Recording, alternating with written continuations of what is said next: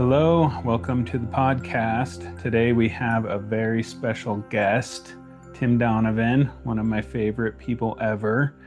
And yeah, any conversation with Tim is bound to be revelatory and interesting. So yeah, looking forward to it. Tim, why don't you go ahead and introduce yourself a little bit? Tell us who you are, what you do, anything like that. All right. Thanks, Gideon. Well, Tim Donovan. You can find us over at theinneroasis.com. And the Inner Oasis is kind of a safe refuge for people who are looking for something deeper and more meaningful, maybe than what they've been able to find out there in the world. And we dedicate our time to exploring, well, the things that make life nice, pleasant, the wisdom, the knowledge that removes difficulties, and I would say the wisdom that helps people uncover an ever renewing source of wisdom that's in me, in you, in Gideon, in all of us. And yeah, that's really what the Inner Oasis is all about, and that's what my work is all about. Yeah, it's amazing. I have been in there, taken some of the lessons, seen some of your videos, and yeah, when I Nice. first heard about it, it was, my skeptical mind that has tried a bunch of different stuff and gone through a lot of different materials was Yep. really expecting some kind of, oh, well, if you um, don't feel like doing what you're supposed to do, then here's some tips on forcing yourself to do it. Yeah. And that's what so many Yes. things are based on. And Yes. when I saw just how deep you were going, I was like, oh, this is different Yeah. than so many Nice. courses Nice. that I'm used to.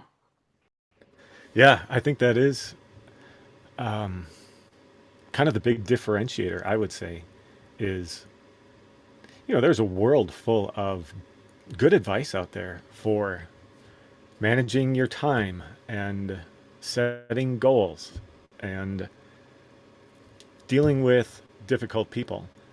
There's also an awful lot of confusing ideas out there, and there's also a lot of incomplete ideas out there, which, because they're incomplete, you don't even realize it, but with every brick of success you build, you're adding on 2 bricks to a prison you don't even see.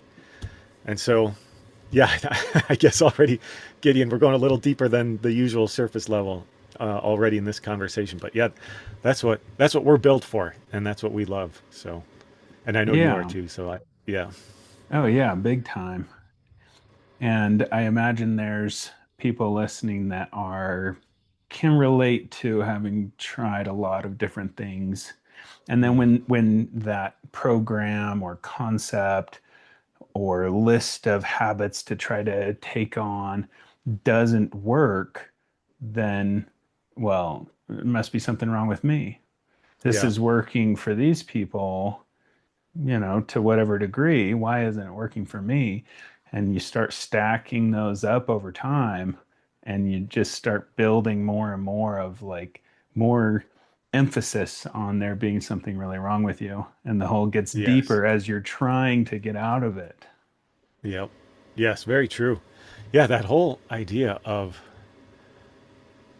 boy, what is, if I could just figure out what's wrong with me and somehow get in there and, as though you were rebuilding a car with a bigger engine. I'm going to pull out this engine, put in a better engine, and give it a nice paint job. And all of those would turn out to be superficial changes, but even deeper than that, changes that can't really be made. Because the idea of God, what is it? What's wrong with me? Presupposes a fracture, something that is missing, something that maybe has been stolen or lost. And none of those things are true. Nothing has really been stolen from you. Nothing has really been kept from you. there isn't anything really to fix, but there is something to realize. And that's it really in two directions at once. There's something to realize about what's building this prison that we talked about, this internal prison, which can be, I mean, that can be as simple as I can't say I love you to this person, or I can't apologize to this other person. But there again, it goes much, much deeper than just those kinds of things. So there's understanding these things that are creating the prison. And then there's also the whole side of understanding what it is that explains why goal after goal and success after success haven't really done anything. Not really. Yeah, they might have given you more comfort. You might have a nice place to live. You might have a nice car to drive. But when those moments come along where, maybe the party breaks up, something happens between you and your spouse, between you and your kids, between you and your boss, and oh man, I say something stupid, and oh man, I'm just living with what happened for the next 2 hours, for the next 2 days, the next 2 weeks. Those are the things which if we uncover what is it that's creating this idea of being broken, and what is it that's creating this psychological prison, if we can uncover what's doing that, as you uncover those things, you also find out nothing was ever broken. Something had been obscuring what I am and have been all along. And when those things start to drop away, wow, lo and behold, you've got your naturalness is back, your ability to connect with people, be genuine, be real. All of these things begin to return, even as you encounter and go through other limitations that are still there, that have not really been seen through, been understood yet. But now you've got an understanding that explains what these limitations are about, helps you to walk through them, and actually gives them meaning. So, yeah, very, very different kind of work, I think, that is happening here at the Inner Oasis. Yeah, I would say so. I mean, even just that concept, that idea of that nothing has actually been lost or Mm-hmm. broken. My past self, if you would have told me that, I would think, okay, like that's cute. Yes. Like, no, something's definitely very wrong, Right, right? right. And Totally. and something was wrong, Mm. but not with what I thought it was. Yep. And and and you spelling things out so plainly and clearly, I was there were so many times and still are when we talk that like, oh, well, okay, yeah, that actually makes more sense than the story I was telling Totally. myself. Yes, yes. But I'm Yeah. curious, Tim, just because, whenever we talk, we obviously tend to drop right into the nitty Yeah, gritty of yeah. things, which I love. But just for someone that maybe isn't familiar with you, um, I think it would be really interesting, and I don't know a lot about it either. How did you start on all this? What brought Mm. you into doing this kind of work? Because it's not, I want to say it's not a normal approach in the first place, and I Mm. would also say it's also not normal just how passionate, you might even say obsessed you are with spreading this. So Yeah. something must have happened to bring Oh, you to yeah. do this. Yeah. I mean, a number of things happened. Um, I would say the first inkling I had of just having something in me that wanted to know what is this life all about? I would say that first cropped up God, you really got you put me on the spot because I want to be sure that there wasn't something prior to that. But I can say for sure there was a moment in high school where there was a book out. I think it was Stephen Covey's. Remember Seven Habits of Highly Effective People? And somehow I had come across that book, and yeah, I just loved what was being said there. Yeah, put first things first. I mean, uh, seek first to be understood, then seek first to understand, then to be understood. And I don't remember what the rest of them were, but that kind of kicked things off. And I can remember being seated or sitting on the bed in my room one morning before school, and I like to get up nice and early, so it was still kind of soft light outside. It was just transitioning from dark to dawn, and sitting there. It was winter time, and we lived next to a farmer, and you know, you look out. I looked out the window, and I had Paco Bell, Canon in D playing. you know, so I'm seated there, looking out the window over this frozen cornfield, and just had some connection, some intuition that yeah, we are meant to be finding these things out. You know, we're here to be doing something more than just the career and the marriage and the college and getting the driver's license. And yeah, so that was sort of my first that I can remember draw towards these ideas. But the thing that really set it in motion was just a run in with depression that I then had. It would have been, let's see, it was about 3 years after I graduated from college. And this was a run in like with, the big kahuna kind of depression where you're wondering, how much longer can I hold out here? And prior to that, there would be these points. I can remember playing volleyball at the YMCA. There would be these points where I could see a, a lighter form of depression, a less severe form, kind of rolling in.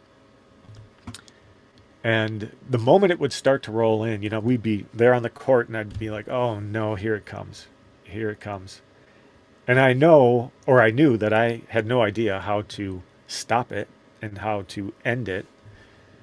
And so there was this, oh no, here we go again, here it comes again. Well, that then led into this other moment of intense depression. And that's really what kicked it off, was that intense depression, having to find some way out of that. And at the same time, not being able to find answers when I would go to the counselor at work. Man, I've got so many stories about this, Gideon. But I'll save those for now. But one after another, these experts, the counselor was just freaked out by what I explained to her my mind was doing to me. So she refers me to a psychiatrist. He had zero answers, scribbled out a prescription. I tried a yoga teacher, like a meditation teacher, just no answers anywhere. So I just had to figure it out. I had, as best I could, find the resources, find the tools, and slowly got my way out of this. And that was really the start of this kind of spiritual path. Very much traded in my engineering career for that spiritual path. So that was how everything kind of kicked off. And you're welcome to go deeper on any of this if you want, or we can continue on. Yeah, no, I appreciate you sharing all of that. I just think it's, you know, um, there's kind of the traditional idea is that there are, like you said, with engineering, there are experts that know how to build bridges and they go to school and learn Mm. all of the rules of how to build a bridge. Hmm. And you do want someone designing the bridge that knows exactly what they're doing. That's a Yeah, very important thing. totally. And same with, medical stuff, surgery, for instance. There's so many things where someone can go to school and usually they need the basic propensity for that subject, and then they learn all the skills necessary, and now they do that thing. And so I think it's really interesting that in the traditional framework, we then apply that same model to something like depression and mental health. And that's not to say that there aren't therapists and psychiatrists doing great work out there. I'm sure Mm-hmm. there are. And in fact, I have a few friends that are therapists and they're incredible.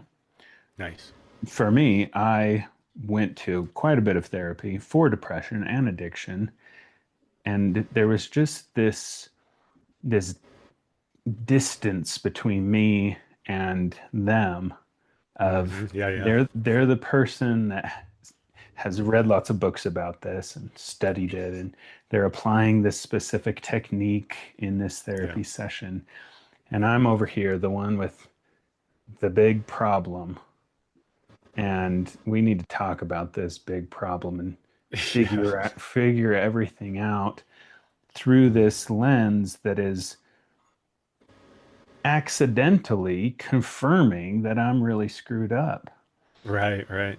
And so Yeah, I I like think that. it's really interesting to hear your background on this because Mm. you you were an engineer, and from what I am gathering, you learned the dynamics of this not just from books, but through the furnace of your own experience. Yep. And incidentally, I would say you've applied your engineering mind to Mm-hmm. like mapping these dynamics, which I think Yes. is really cool. Yeah, 100%. Somewhere along the line, maybe it is just that engineering mind, but seeded into me somehow was this demand to myself, for my own benefit and for the benefit of anybody that I'm talking to, that I want to make this thing as crystal clear as I can.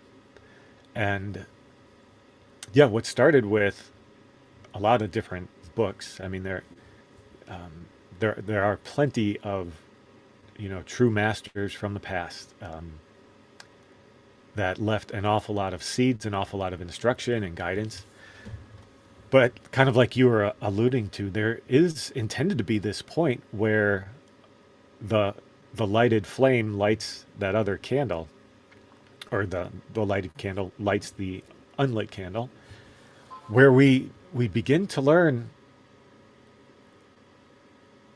a couple of things: how to see into the relationships that make life what it is, the relationships that make depression what it is. These deeper mysteries.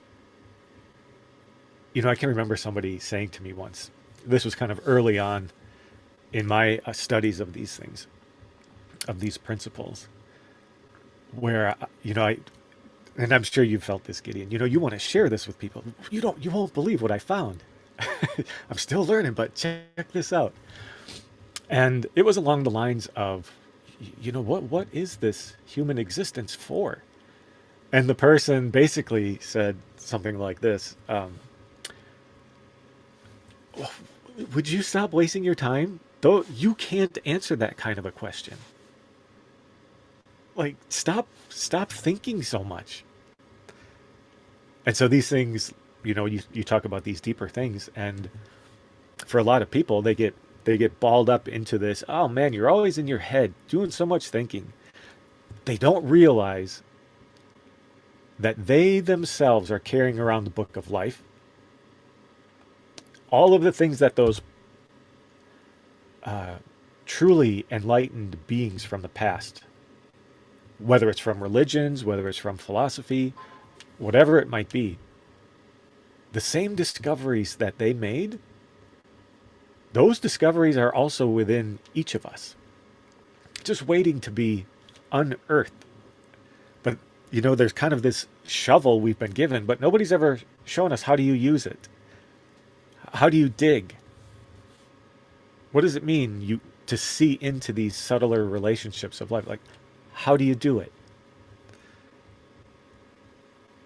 So that that engineering mind, that just really demanded this kind of clarity. I mean, it was instrumental. Um, Yeah, that I that can. coupled with one other thing too, which was finding out that you can sit down with a notebook. This is just one activity. You can sit down with a notebook, and if you will dedicate yourself to it, you can really uncover these subtler discoveries, these subtler mysteries. Now, it takes gathering that initial knowledge. For most people, it takes gathering some kind of true knowledge from some source.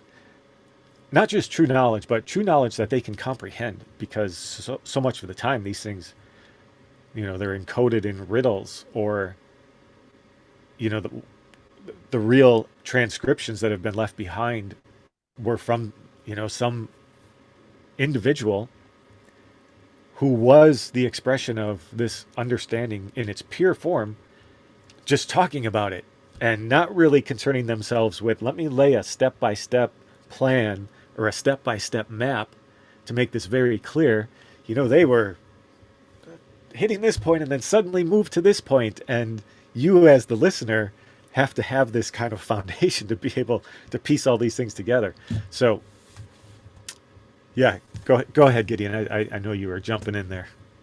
So much of that investigation is like questioning the preconceived notions that we have, because so Hmm. many of the things that we're trying to sort through or overcome are second level or third level after this preconceived notion that we're is invisible. Yeah. Well, Tim, one of the other things I wanted to talk about, from what I've seen of your work, you have all these diagrams and illustrations that you put together, and I know for me that is really helpful. I Mm. I love reading. I read a ton, but just seeing stuff laid out in a certain way, it clicks in a different part of my Yep. mind. It Yep. really drives something home versus just hearing words. So I Right. wonder, I'd be really curious about what what gave you that idea, or what led you to go through the effort of illustrating all these things, Yeah. and do you have anything that you could show to like give an example of that? Oh, yeah, sure. Yeah, you know what? So when I would give talks about these principles, inevitably, the way the process would work for me is, I've got some key idea that is that's the focal point. It's either, what is the real nature of anxiety? What's the real nature of depression? And whatever it is, that's the central thing. You start out with, almost built into the process at a certain point. You start out with, I don't know. I don't know what is behind this. I don't know why this problem keeps surfacing. I don't know why it's a roller coaster relationship ride, since the time I was in, since I, not anymore, but since I was, let's say, in, middle school. Nothing but a roller coaster ride on the relationships. I want the person, I don't want the person. I want this other person. I don't want that person anymore. You start out with this question of why? What's happening? And so you start to work through some of these things. And I'll give you a good example. Um, and then we'll take a look at a different diagram maybe. There's one kind of that I have in mind related to something you and I have discussed before, and I think it might be interesting to look at it. But a simple example of how does this need for these illustrations arise? I mean, it's similar to how so many religious teachings rely on parables, because stories, the very fact that there is this story, and you can sort of embody yourself, or project yourself into that situation, facing the same dilemma in the story. So many things are held in place because of the story. And then when the principle gets delivered, everything just lights up. All these connections are made because the story sets everything up and makes it so that you don't have to say things like, remember, and he, whoever it is, Gideon had a very different plan from what life brought to him. You don't have to say all those things. The story sets it all up. Similarly, when you get to the point and you're looking at something like an argument, what's behind an argument? Very simple, common experience to look into. Why do people argue? And what's kind of cool is even something as simple as that, the moment you take it into your mind and think, yeah, you know what, you realize I've never really thought about it. I've just, I'm dealing with an idiot. This is the way it's represented to us. I'm dealing with an idiot, and they're unreasonable and won't see the fact of the matter. That's the basis of an argument. But you sort of discount that because you've seen somebody who has met with the same kind of stubborn opposition, and they were able to handle it so gracefully. Man, what do they know that I don't know? And so you start to look at it. And as you look at what's really at play within yourself, within the other person, something starts to bubble up like, wow, so at a certain point, my mind fashions an entire image of who that person is. Like there's an entire representation that shows up in my mind the moment that I see that person. They might be in a great mood. They don't have a bone of any contention, no problems with me. The moment my eyes see them, already I'm ready to fight. And so you realize, wow, I'm carrying something into the moment. And, as you go a little bit further, you start to realize, wow, I'm not really fighting with the person out there, the actual person. I'm fighting with this representation that my own mind has made of who they are. Well, I think this might be, we'll go to the overhead for this because it'll be a little bit easier to see this quickly. I don't actually have this image queued up right now. So we'll just represent it. There's me in the moment, shaking my fist at whoever it is, with a little unhappy face there. And I have the person who is unreasonable.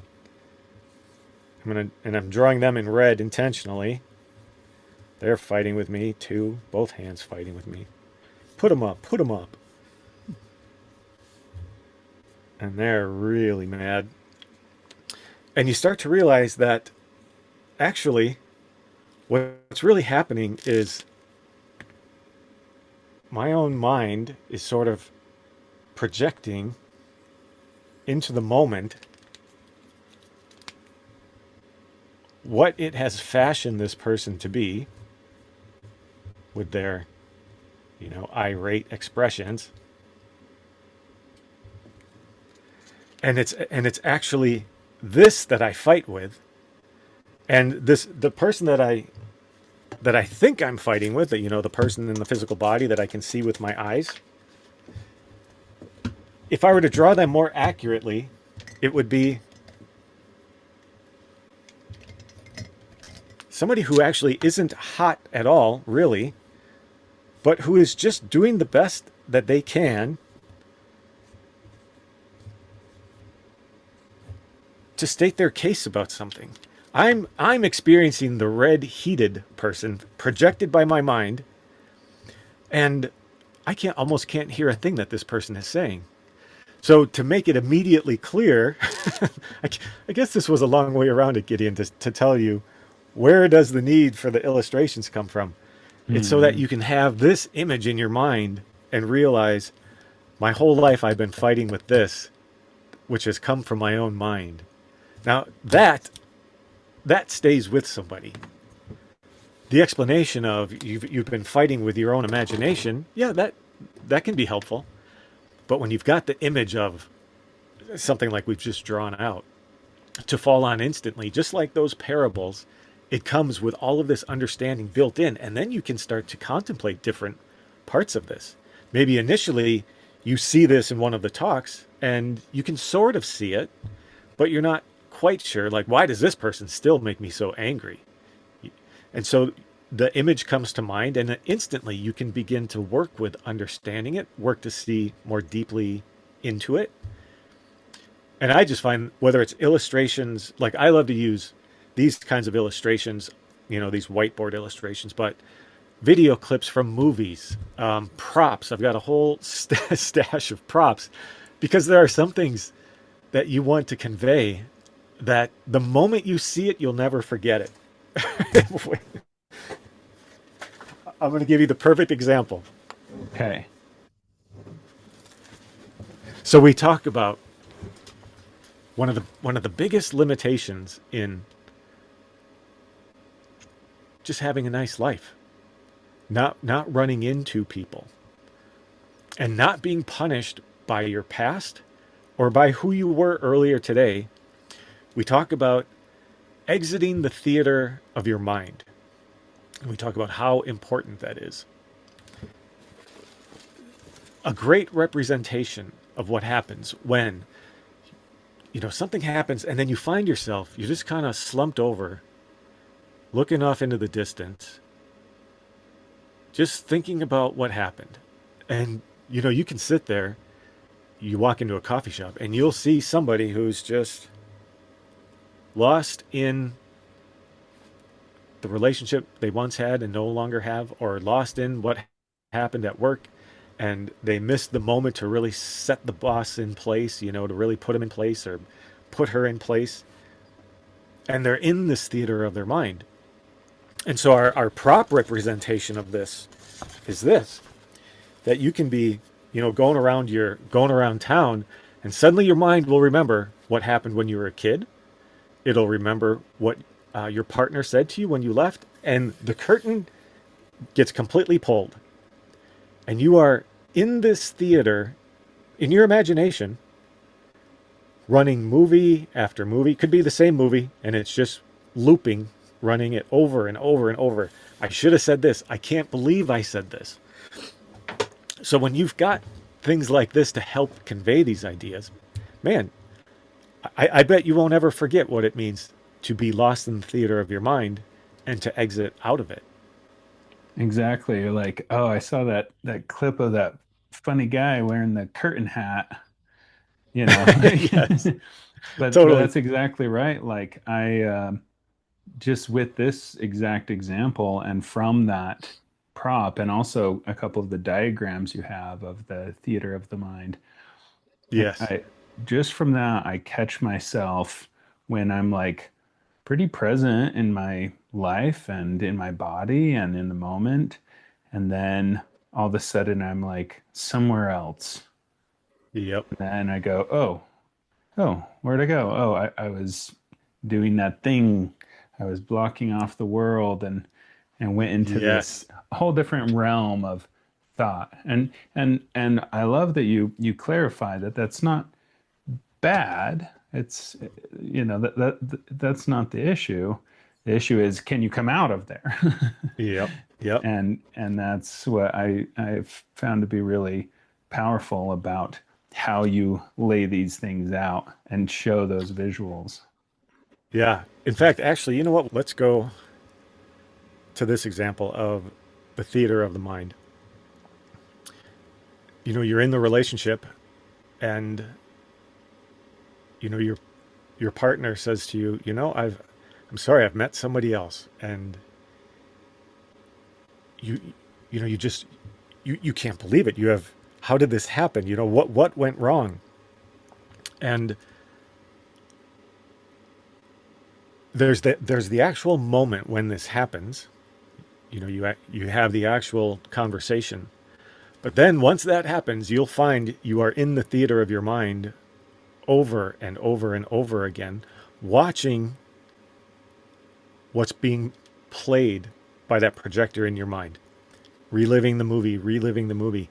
And there's this kind of disappearing act that happens where more and more you forget you're in this theater. And at a certain point, you are just fully in the storyline. It's running through your mind, but you have fully become the person who was betrayed or who was not interesting enough to keep the interest of this other person, however it's presented to us. The longer we remain in the theater of our mind, not realizing it, the more we get to this point. And so as you start to realize where you are, that you've been drawn into the theater in your mind, the moment you recognize that, you have to find the exit and instantly exit the theater. Not because a lot of times if we've been in there long enough and we begin to feel ourselves 100% back in the story, the theater has kind of disappeared from our view and we're just back in it again. We fully become the storyline. You can spend a lot of time in there laying plans, planning out apologies, the right kind of just the right text message you're going to send. What you wish All you of would these have said. what you wish you would have said, what you can't believe you said. All these things start to materialize that actually keep you in the prison. And here's what I mean by that. Let's say you send just the right text message and get the person back. Well, you're just as fragile as you were before, because if the exact same thing were to happen, you would go through the exact same experience again. And so what we're saying is the moment you catch yourself reliving this moment of your life, you need to find that exit and get out of that theater, which you can do in an instant, which is what we're always talking about. Not this kind of gradual, slowly I'm going to get out of the theater. No, you find out that you can let that thing go entirely, the entire movie, walk out on it, sever the cord of the projector. And if you work at reclaiming your faculty that connects you to the life that you're in, it's your attention. You can think of it as awareness as well. You can think of it as mindfulness. See, these things, awareness, attention, mindfulness, very, very important. But without the full context and understanding of what they are a part of, they become, like helpful little exercises to do from time to time for a little bit of extra relaxation. But when you realize that actually this mindfulness, this command of my attention, that is one and the same with connecting myself to real life where meaning is pouring in ceaselessly, then it becomes an entirely different thing. Then it's an essential tool, part of a greater understanding, not just something that's doling out a little bit of relaxation from time to time. I love that so much. And this is what, for so long, I was like, oh, like reclaim my attention. That's going to be really hard. And I thought, okay, I'm going to need to cut out scrolling on social media. I'm going to need to cut out watching shows. And I immediately put together a list of all these things that I'm doing to be irresponsible or bad, right, with my Yeah, attention. When really, like, I've noticed that I start practicing just in little moments all the time. exactly. When I'm making a sandwich, and Yep. it's like, am I in the theater of my mind and my body's just, or can I just like be right there with the process of making the sandwich, Yes. and then I'll go put on my show. Yep. And you know, it's like I'm choosing to do that. The problem was when I just didn't realize, like you're saying, I didn't have command of my faculties in that way. And then who knows what kind of stuff is going to come in and Yeah. affect me. It's like, you know, it's like you just accidentally let all kinds of stuff go on. Yes. Yeah. Oh man, that's a great way to say it. Like nobody ever pointed out to us that it's incredibly harmful to just let your mind do whatever it wants to do. Incredibly harmful. Like the number of,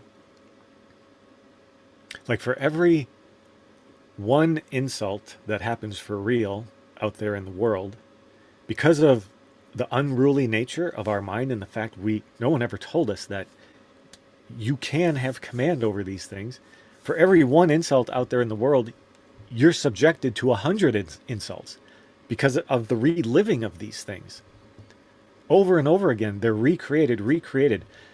You can relive things about your partner, your spouse, your parents, your kids, and you are, without knowing it, this activity going on inside of your mind is building an immense wall between you and that other person.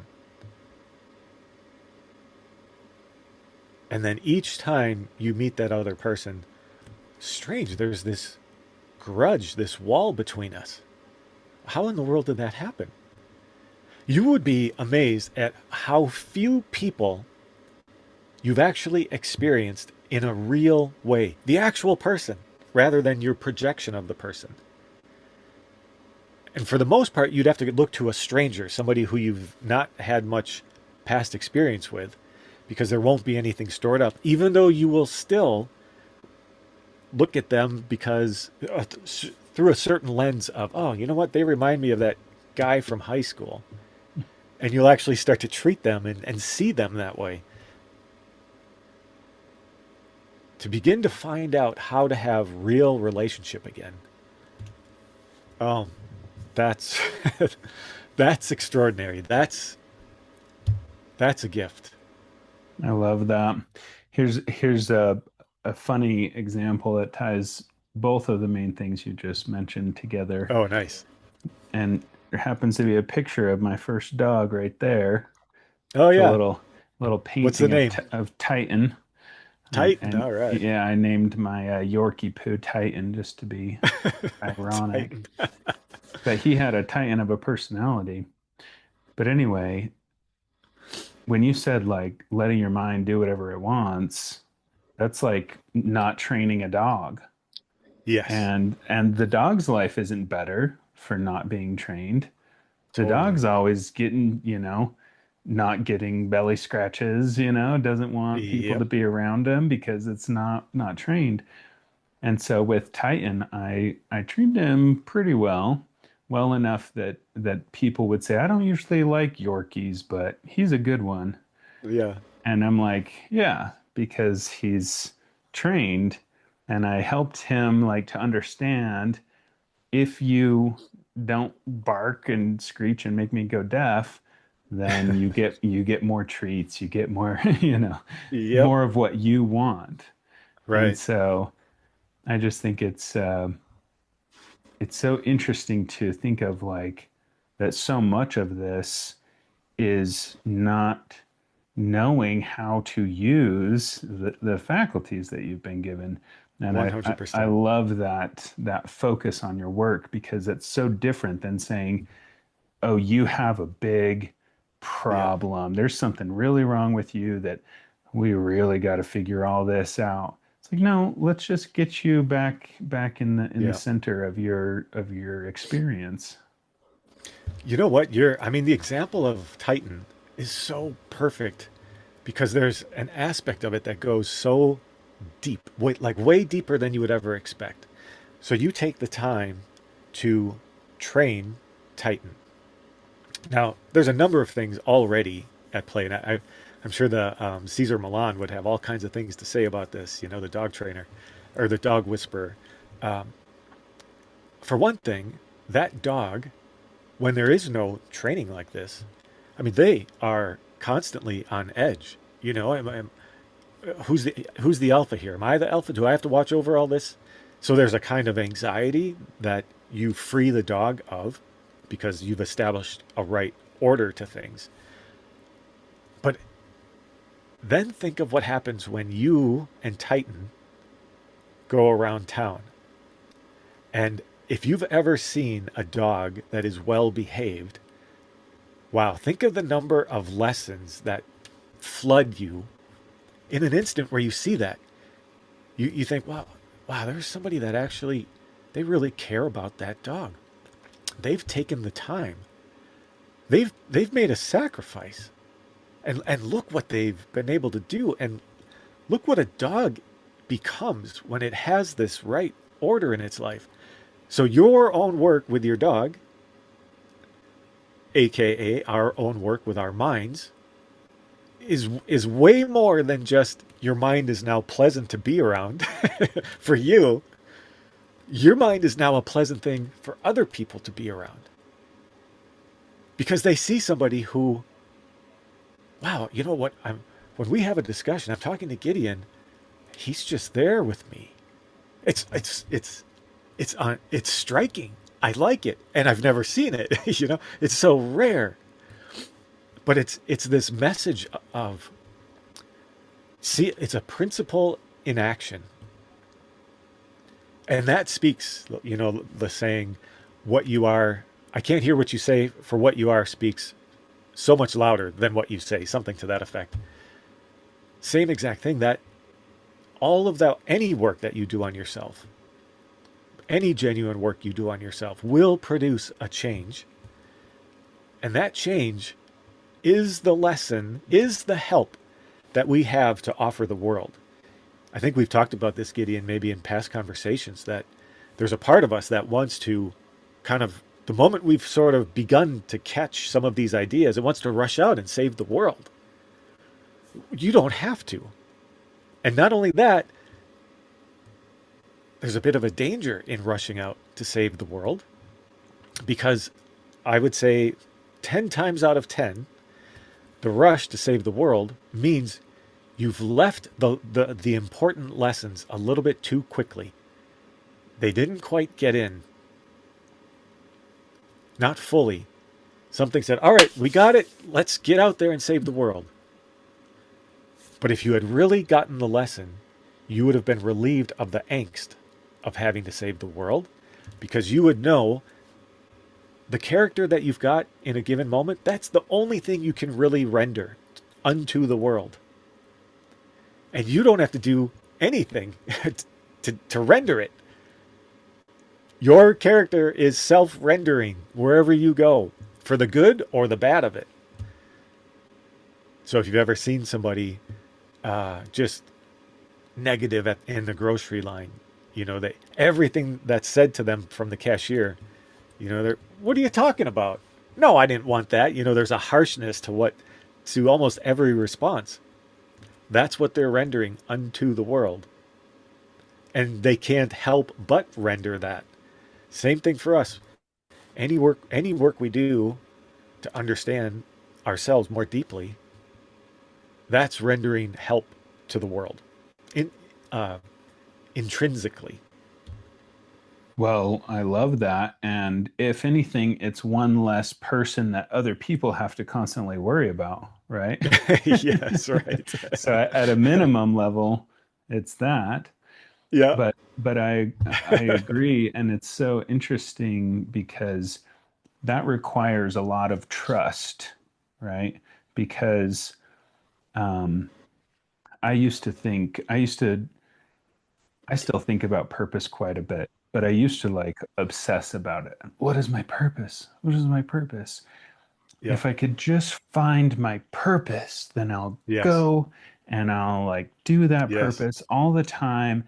And my reason for wanting that was to distract me from the turmoil inside myself. Yep. And if Yep. that's what you're doing your purpose from, then that flavor is going to get imbued into everything you do Yes. and make it a little bit off. And people are going to sense that. They're going to sense that Yep. you have an agenda that isn't fully visible. Right. And so it's really interesting to me to like essentially reassign what function I've assigned my mind and like, okay, mind, I know. It's kind of like, once again, a dog wanting to go for a walk, jumping up all around. No, I want to go do this purpose and achieve all Yep. this stuff. It's like, I know, just, you know, in due time. Yes. Well, I mean, it's another great example.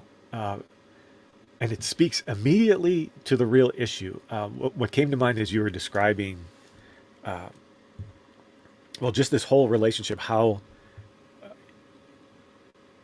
you want to try to name this purpose and then go out and fulfill that, serve that purpose.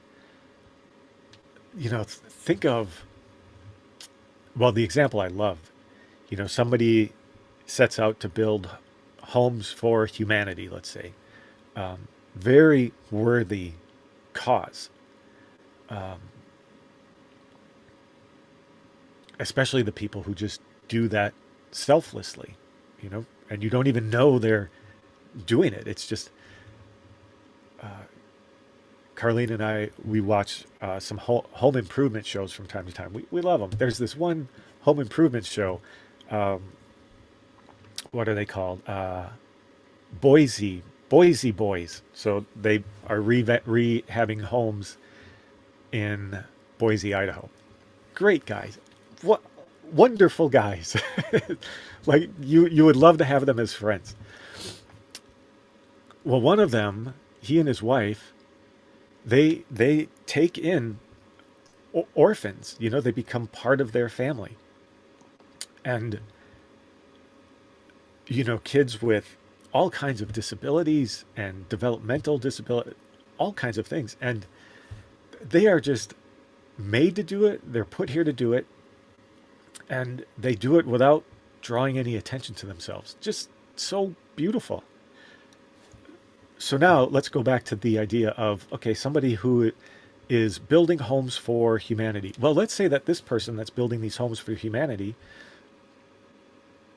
their aim is to be seen as somebody who builds homes for humanity. They want people to see the virtue in it. And so they're building these homes, and when something goes wrong on the job site, they tear into the foreman, they tear into the general contractor.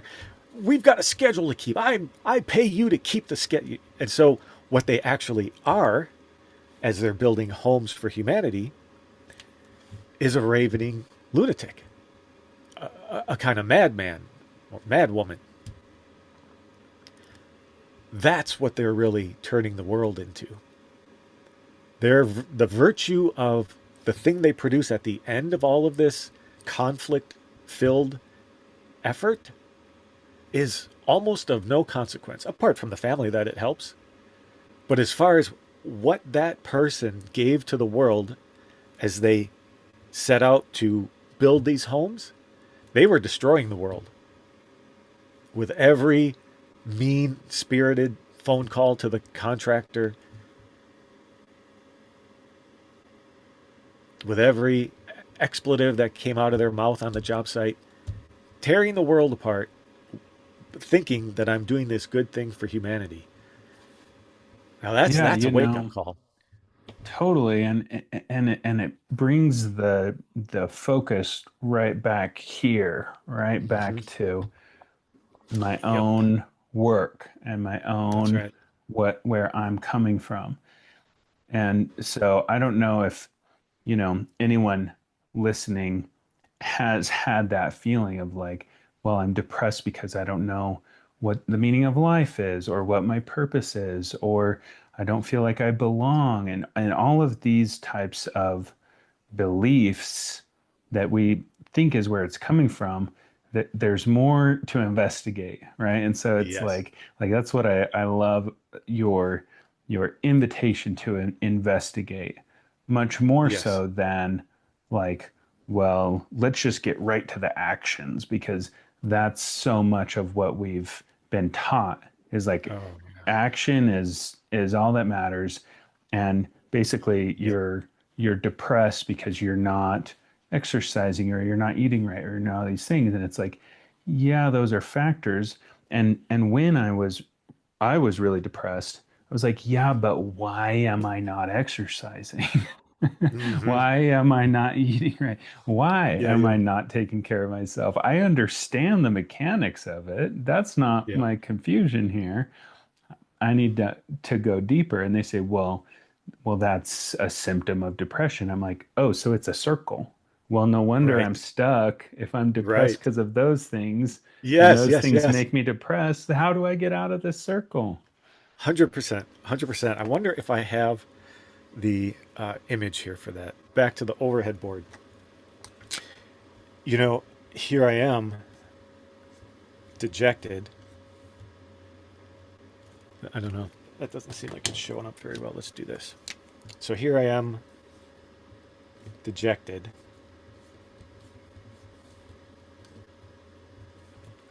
And somebody says, well, in order to fix this, you need to start lifting some weights. You need to start exercising, getting out on the track, whatever it might be. And they say, well, you should also do some volunteer work, maybe, at a soup kitchen. So you should try that. That'll help as well. And let's say you do go and you help at the soup kitchen, and for a little bit, it feels nice. It feels nice to render that help. But then you start to feel the return of another form of depression or another expression of it. In the form of, well, now that the soup kitchen for the weekend is over, now what am I going to do with myself? And there's a kind of dread that shows up. And you find out that, man, I keep trying all of these things, but I don't get out of the depression. It keeps returning. And what we say in the course, in fact, there's lessons all about this, is that all of these things are still taking place inside the world of depression. And what we have to start to understand is, how do you make the leap from this world out of it? As long as I'm doing things that are inside the world that always return me back to the same feeling again, it's going to recur ceaselessly, endlessly. So we have to start to understand, how do I discontinue this world of depression? And we talk about that in different ways in the course. We talk about, one of the big questions you get is there a cure for depression? And we talk about how, well, do you need a cure for fire? Is there this endlessly raging fire? And my God, if we just had a cure for it. No, you don't need a cure for that fire. All you need to do is understand what are the components that, when they come together, make fire every single time. A fuel source, a heat source, oxygen. And in the course, we actually use this as as a demonstration to really get this in our minds, that, we take a little candle, and while it's, lit up with the little flame on it, we just put a clear glass over the top of it to remove the oxygen. And you can sit there and watch as that little flame just dwindles and dwindles and dwindles and goes out. We've essentially exited the world of the candle flame world, by just removing that one influence. Now, in the course, we talk about, 4 influences that contribute to depression. And so the course works on all of those things at once, rather than just how do I stop this little part or this little part or this little part. But exiting the world of depression, that's an entirely different approach. You can't be moving through the world of depression. And here's what it means to be in the world of depression, not realizing that you're just keeping yourself in that world. You wake up and you go, oh my God, I can still feel it. How much longer is this going to go on? I don't know. Now, thoughts like that are part of the world of depression. They keep you in there.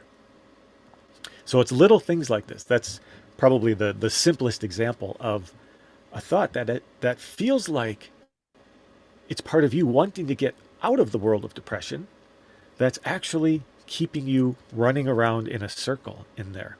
Important Well, realizations. exactly. And a big one that I would get caught in is like, kind of like you were saying, the self-pity, which I feel like it probably almost always goes along with it. And I would have a lot of self-pity. And understandably, I mean, I'm Yeah, suffering, so I get right, it. right. But I would go through that period of self-pity and then be like, all right, enough of this. I'm going to use my willpower.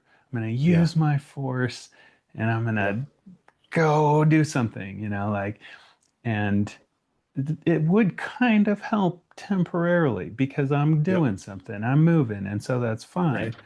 But I was using force to pry myself off this really low baseline, and as soon as I ran out of that willpower, then right back. So I like you're saying, the world of depression, I didn't realize that force was in the world of depression. Yes, exactly. Now, the beautiful thing is, so that little piece of that urging, that was kind of this fire within you of, I'm going to do something. I'm going to do something different. Harness that to new understanding about the world of depression. And now you've got something. Now you've got something. If you have this greater understanding of the different components that make depression, that make the world of depression, that make the experience of depression, one of them being living inside the theater of the mind and off along, frequently, very frequently, returning to the theater of the mind. When you harness that urge of, all right, I'm rolling up my sleeves, I'm going to do something here to change this. Yeah, when you harness that to real understanding, then you've got something that will actually begin to produce a change. It'll start to show you the, the, the key relationships that make depression what it is, and that cease to produce depression by understanding those relationships. I Very love exciting. that. Yeah, me too. Well, Tim, where can people go from here? Because I mean, I know for me, if I wasn't already aware of you and this work, then I would be like, okay, there's something pretty interesting here. I haven't quite heard about it spoken to from this angle or at this Yeah. level. So where do you go next? Yes, so I would recommend that you go to our website, www.theinneroasis.com. And once you get there, you'll see a few different things that you can become a part of. The one in particular, when it comes to depression, is our Dissolving Depression workshop. So we've got a couple things. We have a full program, which is a beginning from start to finish, kind of a step by step map. I'm starting from this place of really no understanding about this, and it goes step by step by step by step. And this is 25 years of this understanding, kind of laid out in very careful. You know this. All right, perfect. Now we move to this. Now we move to that. So that's our full program. But we also have a free introductory workshop that is actually loaded with the core of the full program. It's free. It's 3 hours long, But if you make that investment in just that 3 hour workshop, for a lot of people, that's all they really need. There's understanding in that workshop that can shift things instantly. And I really do mean that word, because when you see these other relationships, it isn't like you have to undergo some big journey to figure this out. The moment you see that I've been in the world of depression the whole time doing things that are in the world, when you see that, instantaneous change. So I would head over to theinneroasis.com, sign up for that workshop, and just go through that workshop. If you're called to go further, to go deeper, we do have the full course as well. But work with the principles in that free workshop first. And yeah, that will be a tremendous guide right from the start. I mean, you can begin doing that workshop today. It's available on demand. So yeah, check that out as your starting point. That's amazing. All right. Well, thanks so much, Tim. I really appreciate you coming on and sharing so much juicy, good principles and ideas that we can start working with right away. Thank you so much. Thanks a lot, Gideon. It was great. Another great discussion. I appreciate it.